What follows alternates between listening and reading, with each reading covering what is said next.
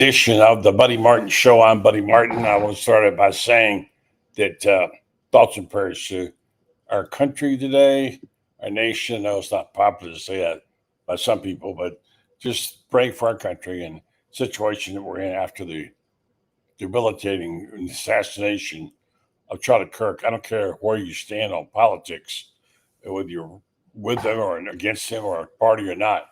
It's just something that's horrifying for our country all the way around, and certainly in a time like this, and certainly for those of us who remember 9/11 right now. And then I go back beyond that, of course, to 1963 and assassination of John F. Kennedy, which brings up flashbacks of those three deaths, Robert Kennedy and Martin Luther King. So a time to remember and a time to forget. We all know where we stood that night, where we were in 9/11. So just as we feel the pain tonight of Charlie Kirk's murder, it's unbearable, no matter your politics, but we trudge along in life doing the next thing, putting one foot in front of the other, not to sound like I'm preaching a sermon, just like we did at 9/11 and like we did before that in November 23, 1963. And sports does give us a temporary respite. Remember, a temporary respite. And that's what the show is tonight. We're joined by Franz, Ben Troupe, Loren Meadows, with special comments from Steve Spurrier about play calling and about upsets. Yeah, upsets. You know what those are, right? Stay tuned. Up next is Franz Beard of Gator Bait. Yes, it's time again for Buddy Martin. Call him up and tell him what you're thinking. But be kind because he's doing the best he can. Better, stronger, faster. Mama says that alligators are ornery because they got all them teeth but no toothbrush. Hey, what if the voice calls while you're gone? Take a message. Bye. You ready, champ? I'm ready for this my whole life. I'm incapable of small talk. But that's why you love me, right? Kind of intimidating to be in the presence of so many great athletes.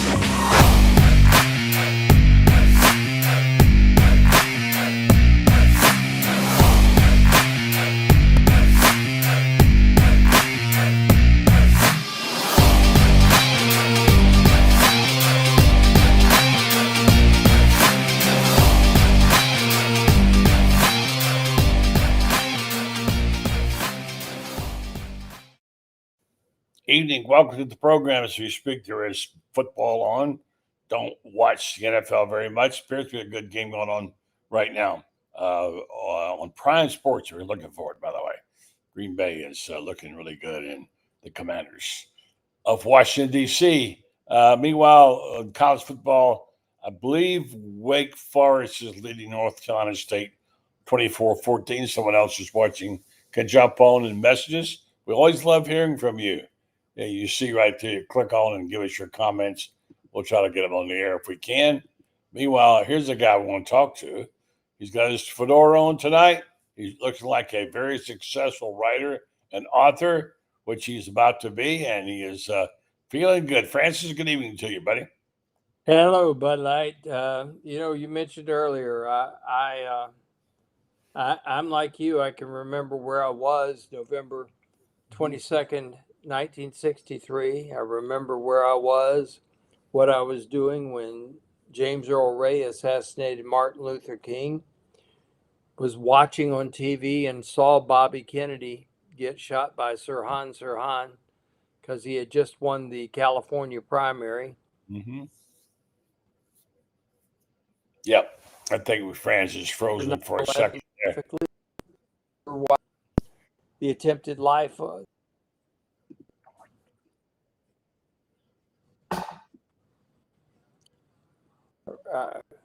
I remember the attempted assassination of Ronald Reagan. This is just going on too much, too long. Yeah, we're having a hard time getting you, France. For some reason, your internet's breaking up. But I heard most of what you said. Hopefully, it'll get stronger as we go on. France, sometimes we have those, could be a storm brewing. You never know. France talking about that. And, Yeah, this is a time, and we're not going to dwell on this because really this is really time to get away from it. One thing about sports, it is sometimes a refuge, and especially when you're down south, and especially when you're dealing with college football, which of course we are.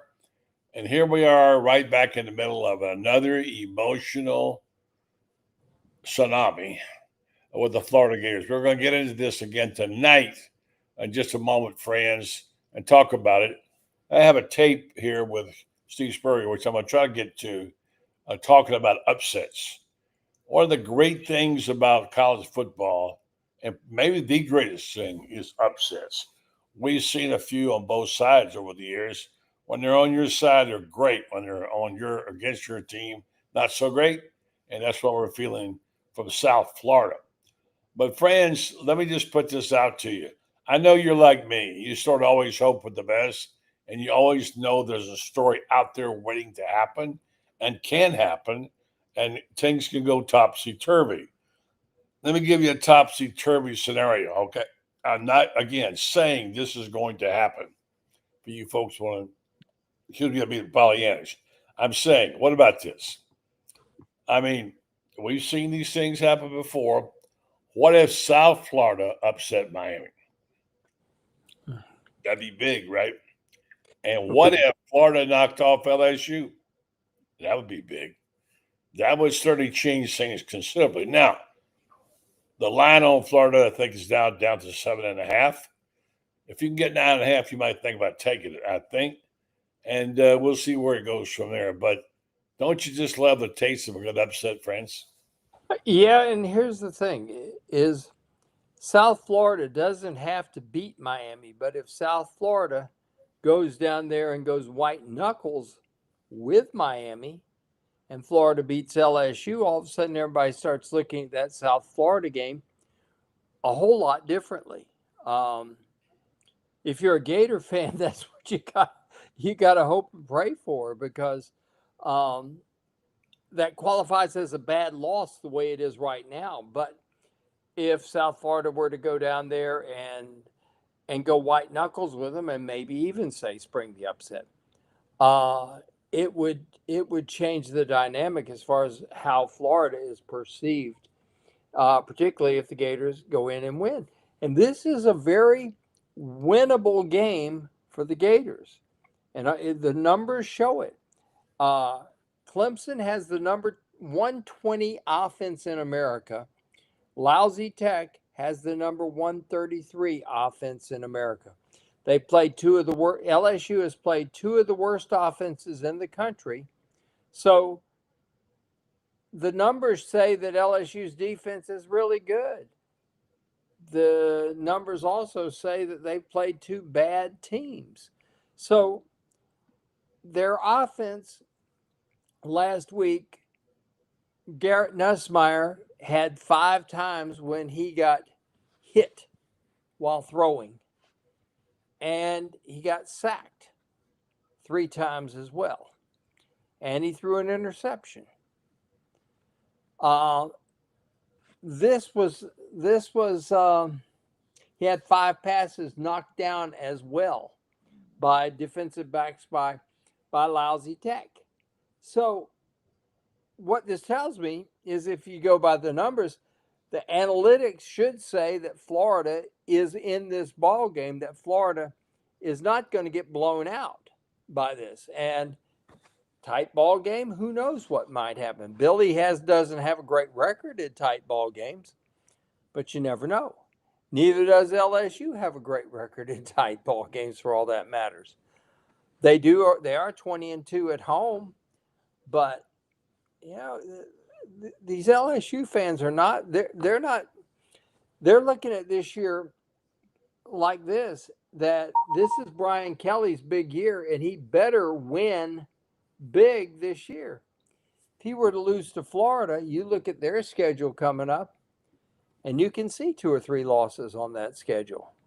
Just the same, if Florida wins that game, can you see the Gators maybe going into the Georgia game 4-2, maybe 5-1 even? I'm not sure right now what I can see. I do see this. People say, you're nuts. Sure, you two homers are once again giving excuses to Riley Napier.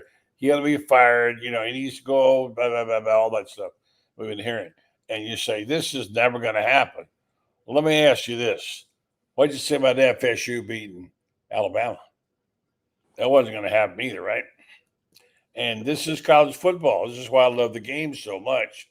We've seen this over, Franz and I have seen over 100 years of college football together. We've seen all kind of things happen. App State. I think it's just the possibility of these things happening that makes it a great game. It's not a laydown. You've seen it happen many times, sure things. Just like last week. Florida was the 18-point favorite. Florida didn't even score 18 points, let alone win by 18. So does that mean Florida's terrible? No, it means they had a bad game, made bad decisions. We kind of dissected this game as much as we can of all those things. But the two things I go back to are the fact that I hated the play calling, and at times, other times I liked it okay. Like Shane Matthews said, there were some great play calls too. But the one that sticks in my gall is the check down play. Yet I can see why it happened when you had a young man who's been used to winning games for 4 years in well as Texas with his own talent. And he has the ability to change the play and put the ball in his hands to do what he thinks he can do well. And he's done it many times in high school ball. Had a guy hadn't started 7 games. He sees the opportunity. He thinks he's going to see an open receiver. And on first down and with 2-something to go, he throws the ball. And it's incomplete and stops the clock. Yeah. Right there, they're screwed. Because everybody knows now they're going to run it twice in a row. And so they do. And, of course, they had to kick it away. They ran once and they threw once. Yeah. They didn't take a lot of time off the clock there. Right. It was 2:42 when they took over. Right. And so they ran, South Florida gets the ball with more than 2 minutes to go. And my goodness, that was terrible. And buddy, when we look at this thing realistically, probably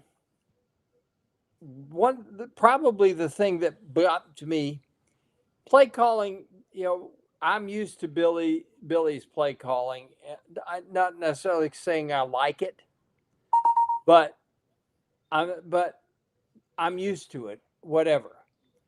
What bugged me was there was a lot of time when this team didn't look like it really, really was playing as hard as it could. I heard that from people on the sideline too, that it felt that way and they weren't playing hard.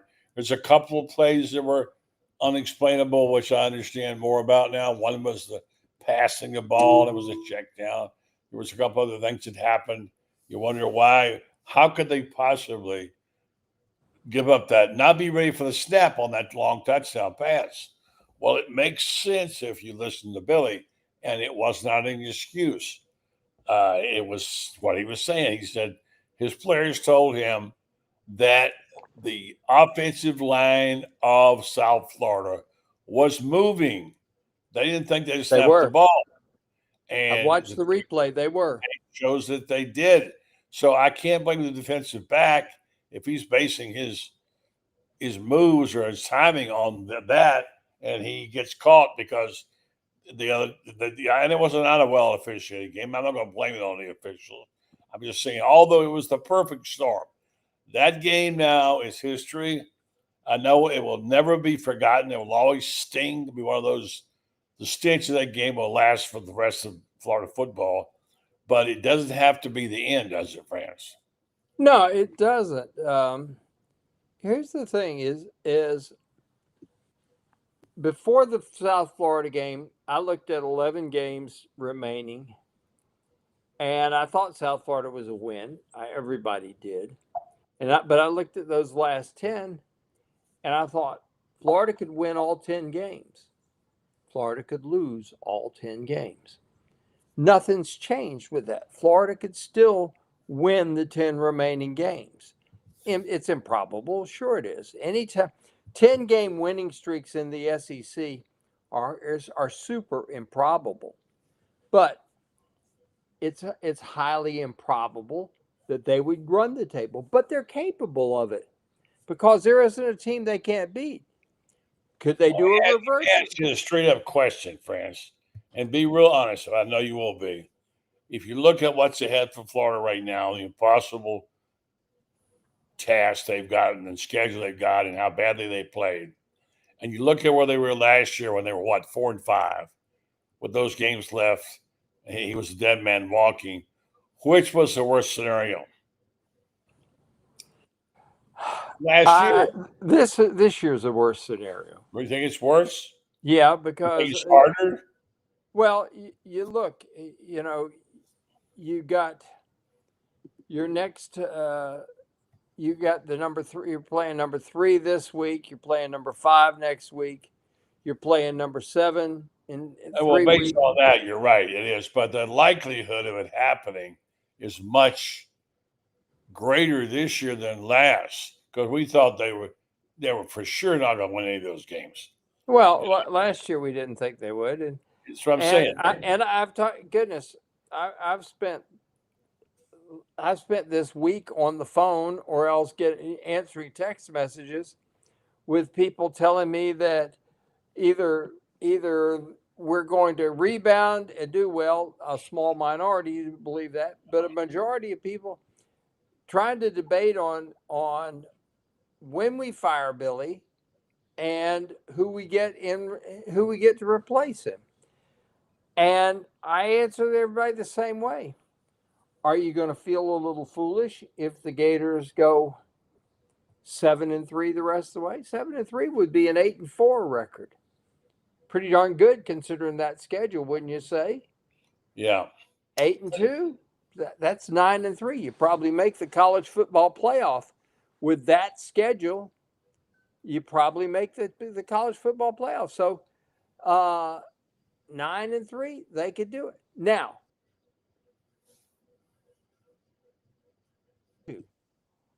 this game coming up, I think, is going to be telling us that.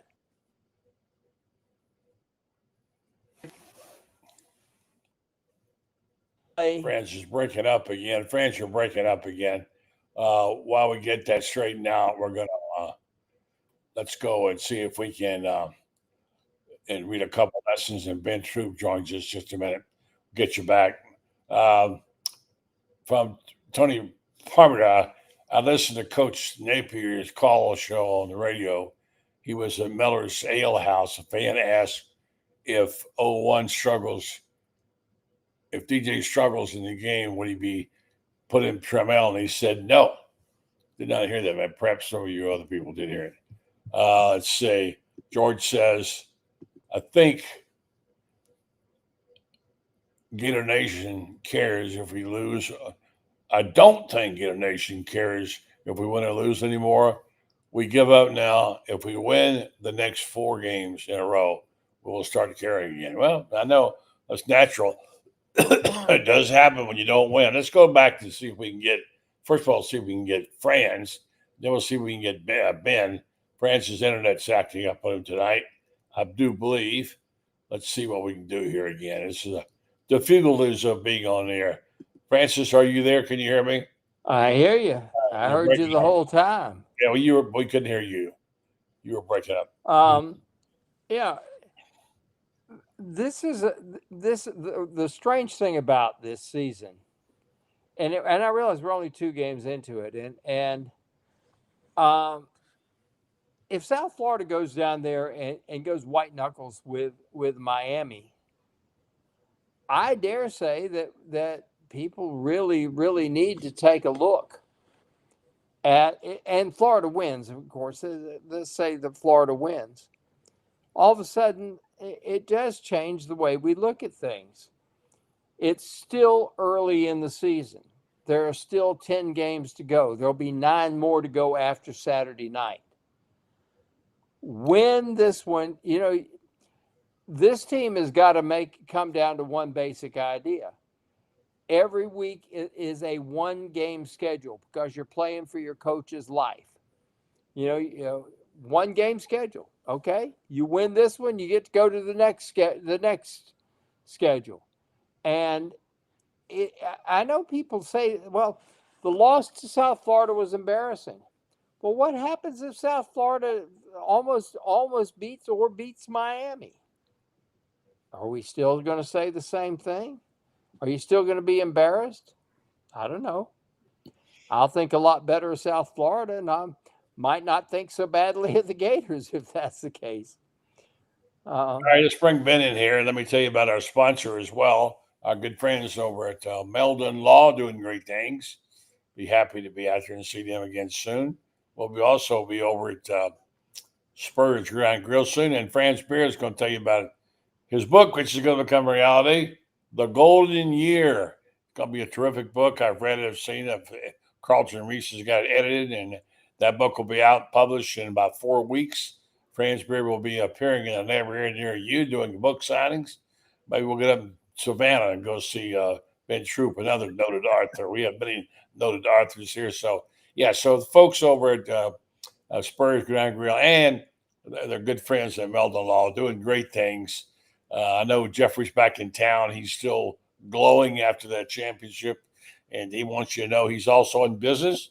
If you need any help in the law department, give him a call. He's got 4 locations. There's only 5 now because they opened one in South Florida. But they got Ocala, Gainesville, Lake City, and Williston. And, of course, how much better could you do than to get a good lawyer who's also a Gator? If you want someone who will get your back and won't back down, call Meldon Law. Meldon Law, they won't back down. Benny Troupe, it says here, sorry to say, but after our embarrassing loss to South Florida, I think our Gators are screwed. Can't beat South Florida at home. How can we stand a chance against the big man teams, man? I mean, because one game don't got nothing to do with the next. As Franz just said, I mean, every game is its own season. That's why it's such a head scratcher. But here's the thing about the South Florida thing, right? This was bound to happen sooner or later, right? Is it the same South Florida team that had they not missed the field goal the last time they played us, they would have beat us? They would have beat us the last time if they don't miss the field goal. South Florida can finally say they've done the trifecta. They've beaten us, they've beaten Florida State, and they beat Miami. Problem was they beat Miami and Florida State back in 2009, 2010. As a person that lived in Tampa, all I used to hear when I lived down there was, man, if USF could just beat Florida. And in my mind, I'm like, ain't no way. Like, not on y'all best day. but here's the thing. Did Florida have a good day? No.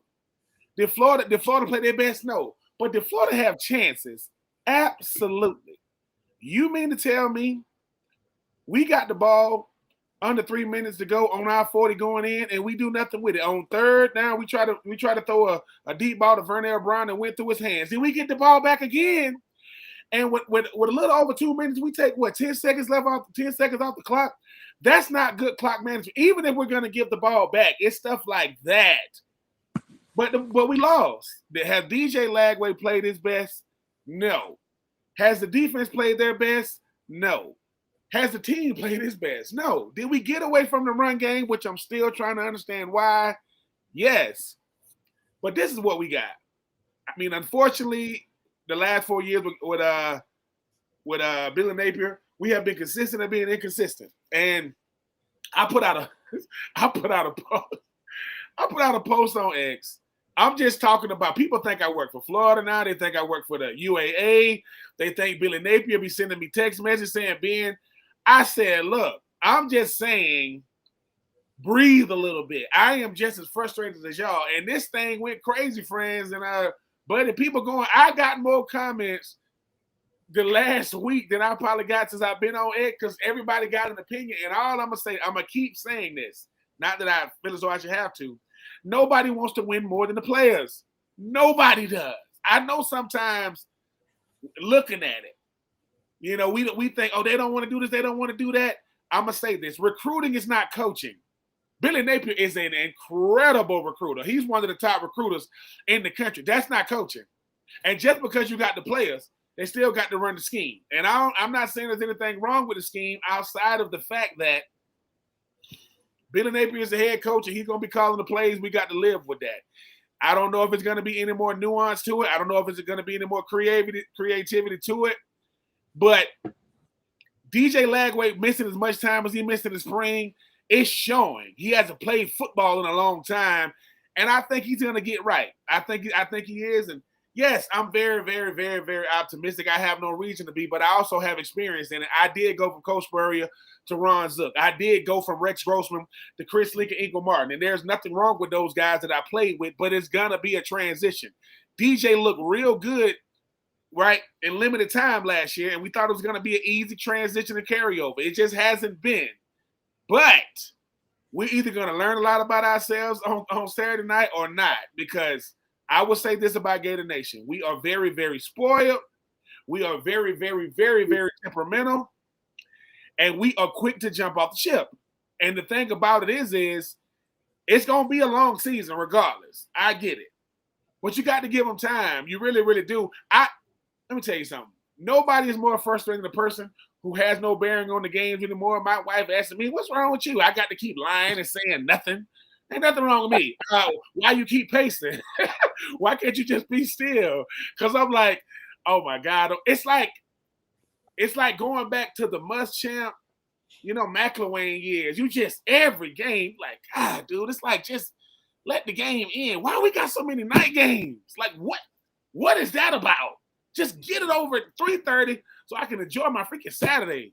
I got to wait all day, and I got to that's the crazy part. But with all that being said, Buddy and Franz, I just think that for a guy like Billy Napier, fair or unfair, man, this is what you got, man. And he gonna have to find a way to get it right real fast. And it starts and ends with DJ. If DJ can play a little better, and I get it, man, he's coming off an injury. I don't know how much pain he's dealing with during the game. But Franz, buddy, y'all know this. If you run out there, he said yesterday, he felt very good physically. That's what he said. I'm not, and I believe him. I'm just saying, when it comes to DJ, no, if you run out there, if you limp out there, if you crawl out there, you got to play, and you got to play well. Here's the thing, Ben. Though, if the right tackle, if they don't make a change at right tackle, and I think Bryce Lovett probably is a really good right guard, but I can tell you right now, he ain't a right tackle. He can't move laterally well enough to be a right tackle. But Caden Jones is sitting there, 6'8", 350. A kind of kid that with a big, long wingspan that you got to have for those SEC pass rushers. Yeah. And you got to find two guards. We're playing 4 guards and you only need 2. We're playing 4 because we ain't got 2 that we're dependent on. Yeah. And this was supposed to be a strength of the team. And right now, if you want to ask me, DJ's got an excuse. He missed the spring, he missed the summer. He's got somewhat of an excuse. That offensive line, that was supposed to be one of the 5 best in the country, and they certainly hadn't played up to what their expectation was. And right now, if you want to ask me, that's the biggest disappointment on the entire team. All right, here we are. It's Thursday night. A lot of football on. Wake Forest and North Carolina State. You got the Bucks playing. People are going back and forth. They're getting frantic. They're worried about the situation. Well, what's going to happen? We're 3 hardcore guys who really love the game. I think we also believe very strongly in upsets and what college football is all about. And let's be honest, that to us, is what holds out hope. And we had a conversation earlier talking about this and saying about what if Florida did this, what if Florida did that. And we're not saying it's going to happen, but the fact is that it could happen. We've seen it happen. Ben, you played it when it's happened. I talked to a guy today who's on the other end of it, and he's discussing upsets. He knows. He's been there. He's done them. Here's a little bit of it right here. Everybody likes Billy, of course. He's a good guy, and just need to win, right? Hang on a second. Yeah, college football, though, is still – I know it's a business. I understand, of course, in business you can get fired too, but as players, But college football is still a game of emotional game of 19, 20, 21 years old kids and can change. And Steve, you had that experience somewhat. Florida, your freshman year when you didn't play, went to Tuscaloosa and beat Bear Bryant, his first home loss. Tommy Shannon, etc. Dick Kirk. The following year, you guys were up there and probably should have beat him again. You had the ball driving at the end. So is football changed so much this can't happen again? Upsets. Oh, no, they can happen. Yeah, upsets can still happen, yeah. Talk about your Clemson game at Duke. Well, it was an upset. We were about 20, 21 point favorites. Clemson didn't score a whole lot, but they'd won the ACC 3 years in a row, and they were undefeated. And they were had 14-0 at half. We'd had some bad breaks and some turnovers. But anyway, and then we got a few breaks in the third quarter, turned the whole momentum around, and we ran the ball down their throat. Actually, we found that running back, Randy Cuthbert, that day. We didn't know how good he was until we gave him the ball. And he ended up gaining over 1,000 yards and only started 6 games. That's pretty good, isn't it? You had guys playing out of their gourd, and that was an amazing thing. I think you might have had a losing record going into that game. I'm not sure. But we were 1-3, yeah, on the season, yeah. Yeah. 1-3, yeah. But you got no chance, basically, against Clemson. So we won 7 in a row, yeah. Yeah. So it can happen. I don't know what's going to happen Saturday night in Baton Rouge, but you got a son coaching on the team. I don't know. What's your gut feeling about this game? Oh, I've been saying, I always pick us to win it. So I'm hoping we really, really come to play, and they don't play all that great. And find a way to beat them, same as last year. We got to beat them like we beat them last year, pretty much the same way. Well, there you go. And that's that. I'll go back to that Clemson game because think about what he just said. He said that Clemson was up 14-0 at half. They won the conference 2 years in a row. There was a little bit of Duke, who came. It was 1-3, and they have guys out. They're backups.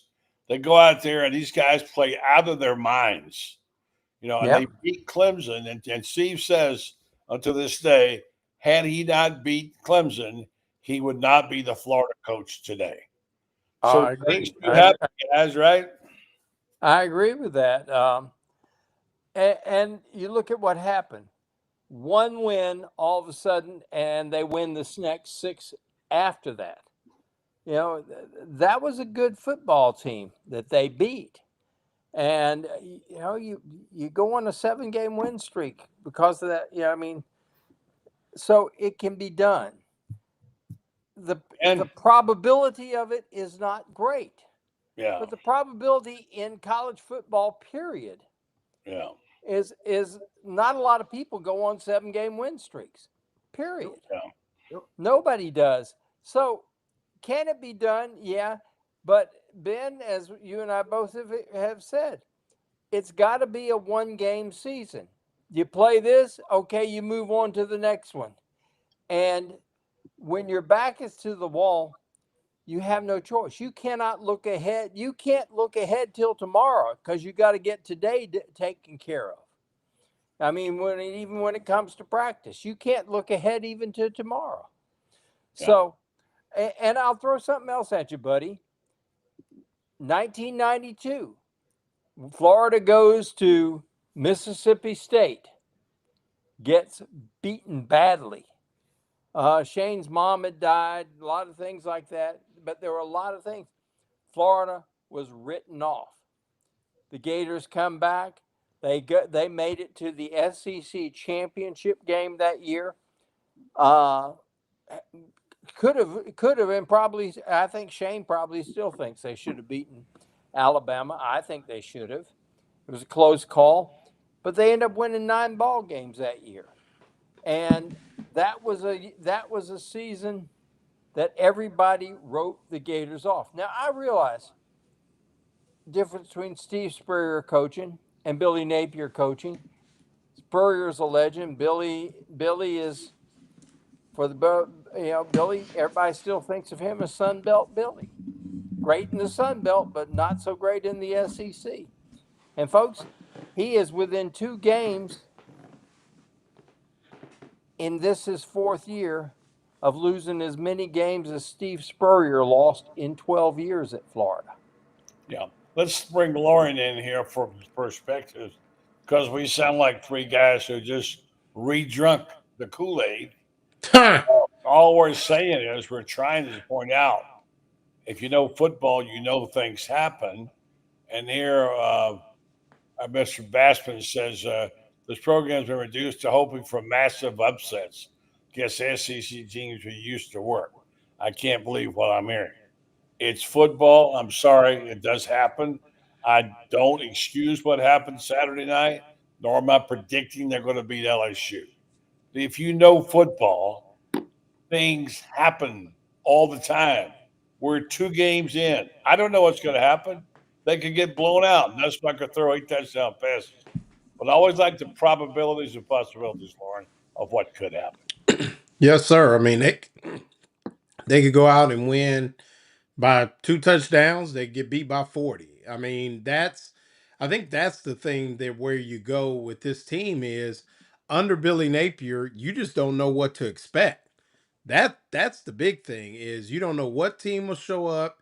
You don't know what to expect. You don't know if they're going to open it up and let it loose or they're going to play concern. I mean, it literally is a week to week thing. I mean, so I agree with Franz and Ben, and you may have said it as well. It's a game to game type of situation. The only thing that I, would tell, the onlookers or people like that, people have challenged me and said, well, Loren, try to find another win or try to, because I said, well, if Billy gets 8 wins, I think they'll keep him. If he gets 9, I think he definitely stays. And they're like, well, where do you see 9 wins? Well, there's 9 wins on the schedule. They got to play the games. I mean, they can't just lay down. The games are on the schedule. And my thing is, if you think that Billy Napier is no longer or is incapable of getting 8 to 9 wins with the best roster he ever had, and I'm fine with that. I'm not here to argue that. But the question then becomes not who the offensive coordinator is, what plays they could have called. The only thing we should be talking about then is who the next head coach is. So you got to take it game by game because otherwise we're just talking about something that we really don't have any idea about. And what frustrates me, buddy, is we sat here in the off season for 2 years in a row, and I don't know why people don't tune into the Buddy Martin show or SEC sidelines or the lowdown with Loren Meadows because we've been telling people no offensive coordinator. It's not happening. And yet, and still, people think that now, because they lost to South Florida, that Billy Napier is going to find some coach just sitting on his porch chilling, and he's going to come in and call plays. The reality of it is, it's 1 game at a time. They got LSU. They got the roster to beat LSU. Will they beat LSU? We'll see. Because I really don't know. But it's 1 game at a time, 1 week at a time. Get through LSU and then get on to I had them losing to LSU anyway. So they can lose to LSU and still go 8-4, 9-3. So it just, it's one of them things. Ben, I know you played on 2 teams that upsets. I know you've seen things ebb and flow. We know there's some luster off the season. It's not going to be that dream year. It's going to be a struggle. It's going to be nail-biting time every Saturday. But where do you stand right now with what's ahead for this team? I know it's 1 game at a time and all that, but we all feel like they've sort of stepped on a snake here. This is not going to be the same. But then after you look at and you assess damages, you say where to from here. They still got players. They still got decent coaches, despite what you think about it. And I think they're going to compete. They're not going to quit on Napier, I don't think. Do you? No, they're not going to quit. I think what happens is, right, we got to always understand that we live in a world to where we can get news from a lot of ways, man. And a lot of times we get news from a lot of places, not just Buddy Martin and Loren Meadows, and Franz Beard. We got a lot of people that have a lot to say, and they're gonna say it, and they have the right to say it. But the thing about football is we watch every week for unpredictability. That's why we're watching. Everybody knows who you're rooting for if you root for them. But it's unpredictable. These are the same people that was writing Arch Manning off, right? What happened after week 2? They were right back home. Like they never said week 1. The thing about Florida is Florida has to understand everything they do matters. Certain teams, they might matter. They might have a moment. Florida matters every time they step on the field, no matter who they step on the field with. So I remember 2003, my senior year, that was Chris Leak's first start on the road at LSU. Problem was we were 3-3 head to LSU. The great Willie Jackson, and to this day I don't know how he did this, flew with us back to New Orleans. And before we got on the plane, Willie Jackson looked at me and said, "Troupe, don't worry about it, because if y'all lose to LSU, y'all can't even come back to Gainesville. We won the next week." He told me that. We had LSU, Arkansas, Vanderbilt, Georgia, South Carolina. We went into that game 3-3. After the next 5 games, we was 8-3. All I'm saying is Florida has an opportunity to go out there and get our fan base. I love us, but we all over the place. And that's every fan base, right? Every fan base. The thing about Billy Napier is he cannot say they're not giving him the opportunity to do it. They're giving him, but Billy Napier only controls about 25-30% of the game. The players got to go do it. I don't care who the coach is. I had Ed Zornbreaker, and I love Ed Zornbreaker, but our play calls were not the most. We had menu. That was our route tree. Give me menu 1, give you menu 2, give you menu 3. You know what Ed Zornbreaker said? He said, every time I call a play, I'm looking at y'all body language. Y'all body language is wrong. The play ain't gonna go right. Every time the body language, and we, because when it comes to football, they get all philosophical with it. When it comes to this team, nobody's gonna feel sorry for you for who you play for. Who you got to go out there and I'm not saying they don't want to do it. I'm saying DJ Lagway got more endorsements than Peyton and Eli Manning. He got a grip of them, and I'm happy for him. But DJ got to do it. And I know that what we're trying to do on defense, they got to want to do, and I believe they are. Like I said, I went on X trying to calm the waters, and man, what I tell you, I said, my goodness, y'all really be listening to me on here? I guess y'all do, huh? I guess y'all be listening to what I be having to say. It makes it more intriguing. As a person that played in Florida, I was there for 9/11, and I believe in this. And to everybody who was lost in 9/11, can't send enough prayers for those people. I was in college. I was in bowling class, me and Lester Norwood, and we looking up at the screen, and we saw the second plane hit the tower. Why is that significant? We were supposed to play Tennessee that weekend, and obviously they had no football. They didn't NFL college. We had to come. I believe if we play that weekend, I get to say I was a national champion. I think you're right. I think you're right. And you know something, Ben? It's all about circumstance. And I think for Florida, they got to embrace these moments, man. Because the bigger the opportunity, right, is when you get to shine the most. And I get it. Let me tell you what I get it. Let me tell you what getting it is. We are family members. Family members will say all kind of stuff. They will call you everything but a child of God, and they're gonna still rock with you. I was at Willie Taggart's very first game at Florida State. Me and BJ did the game. They played Virginia Tech, and they got mollywopped. We're walking out the stadium. We hear a dude go, "Florida State sucks. We hate them." The dude said, "See you next week. See you next week." That's all it is. It's like we gonna get mad. We gonna be right. Where you gonna go? Honestly, like what? So I hope that Florida embraces it, because if Florida goes out there and does the unthinkable and wins this thing, here it comes again. Oh, wait. Either US7 is gonna be a thing of the past, or they're gonna add to it. We get another chance come Saturday night, and like I said, Gus, Nussmeier, he remember what we did to him last year. Brian Kelly, remember, he was out there talking about "Don't Back Down," talking about, "Hey, learn this song, because they're gonna be singing the fourth quarter." Hell yeah, we're gonna be singing it, and we was singing it, and you hated it. and Nussmeier last week got sacked 3 times, had gotten hit while throwing 5 times. I mean, hit hard while throwing 5 times. Threw completed a pass to the other team and should have completed 3 more passes to the other team. Averaged 5.7 yards per pass attempt. That's pathetic. And his best lineman may be out this week. And his best lineman may be out this Yeah, week. he's tight end. And his tight end. And all that being said, Florida's got 2 sacks on the year. So, All right, so what's missing, Ben? What's missing, Loren? They just got to execute, like Period. David David Aronoff said. I mean, they got to execute. That's the. I mean, like we said on the show Tuesday night, a lot of people have pointed out Lagway's feet are not great. You know, he's not climbing the pocket. It's just a lot of things that they're just not executing. You know, I didn't hear him say that last fall. well, I didn't either. I agree, but it is what it is now, buddy. It's there. I mean, you can see it. It's on film. His feet are not great. His timing is poor. He's not, he's not taking what the defense is giving him. And when your quarterback ain't playing well, you got some issues. And then up front, the offensive line, that you can't have a game where every person on the offensive line gets a penalty. I mean, they got to execute. They got to be more disciplined. And that's what it's got to come to. But I will say this. I mean, I think it's funny that people are talking about, well, maybe they'll start Tramel Jones over DJ Lagway.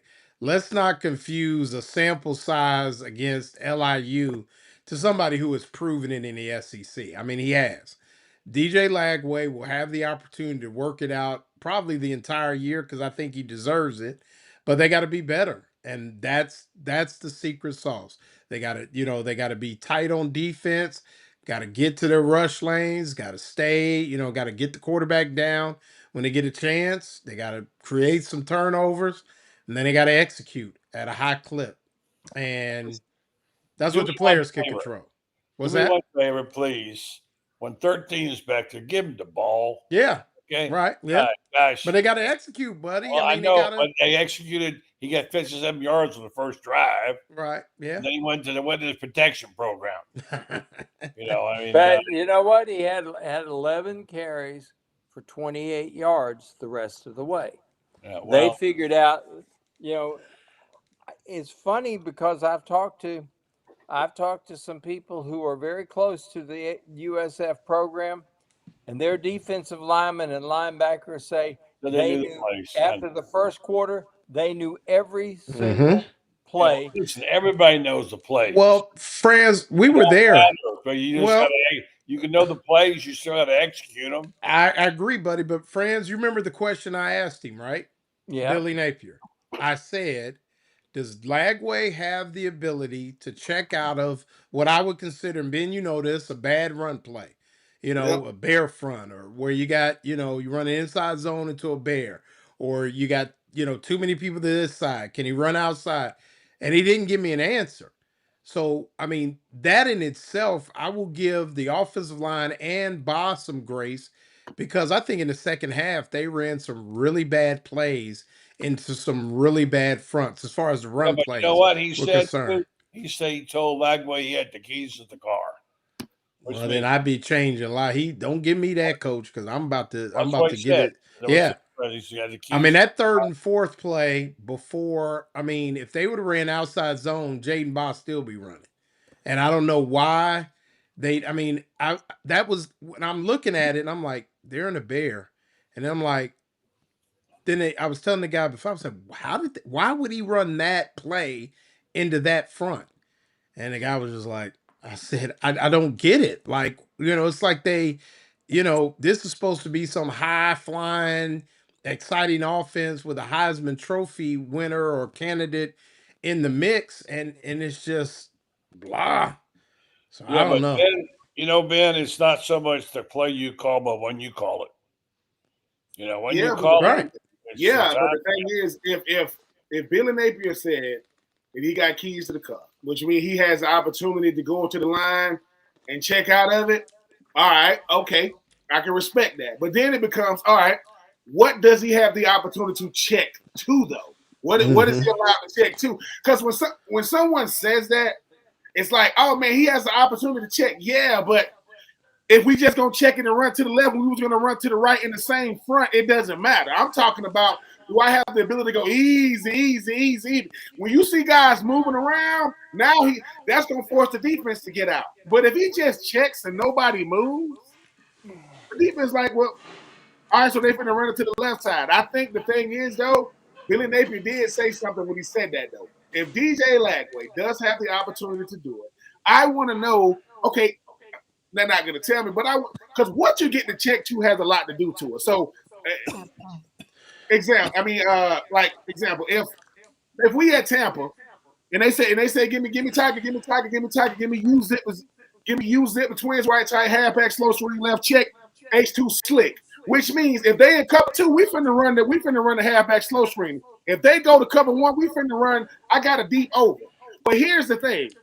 That's a lot of words, but it all depends on what the defense does. If I know what the defense doing and I can see it, because outside of Ohio State, who got Matt Patricia, you ain't finna have these super duper integral defenses. They got to show what they're doing.